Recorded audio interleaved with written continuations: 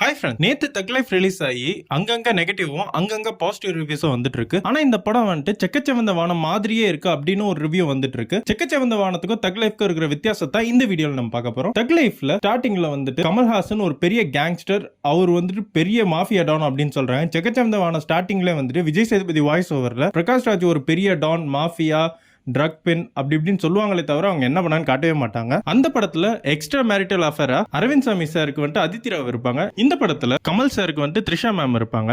ரெண்டு கேரக்டருமே தேவையில்லாதான் ஆனா இந்த படத்துல வச்சிருப்பாங்க. இதுல இன்னொரு முக்கியமான விஷயம் என்னன்னா, கடைசியில வந்துட்டு ஒரு சின்ன மிஸ் அண்டர்ஸ்டாண்டிங்ல வில்லனோட சேர்ந்து அவங்களோட டீமையும் வந்துட்டு அவங்க சண்டை போட வைப்பாங்க. இதுலயும் வந்துட்டு சிம்பு வந்துட்டு அவங்க எதிர் டீமோட சேர்ந்து வந்துட்டு கமலையை எதிர்ப்பாரு. இந்த மாதிரி நிறைய ஒற்றுமை தான் இந்த படத்துல இருக்கு. ஆனா செக்கச்செவந்த வானமே கொஞ்சம் ஜெனரிக்காவும் ரொம்ப ரீசனபிளாவும் இருக்கும். ஆனா இந்த படம் நீங்க பாத்தீங்களா, ஜெனரிக்காவும் இருக்காது, ரீசனபிளாவும் இருக்காது. தக் லைஃப் படத்துல வந்த பிரச்சனை என்னன்றத கமெண்ட் செக்ஷன்ல கமெண்ட் பண்ணுங்க. இந்த வீடியோ உங்களுக்கு பிடிச்சிருந்தா லைக் பண்ணுங்க, ஷேர் பண்ணுங்க, சப்ஸ்கிரைப் பண்ணி ஃபாலோ பண்ணி சப்போர்ட் பண்ணுங்க. தேங்க்யூ.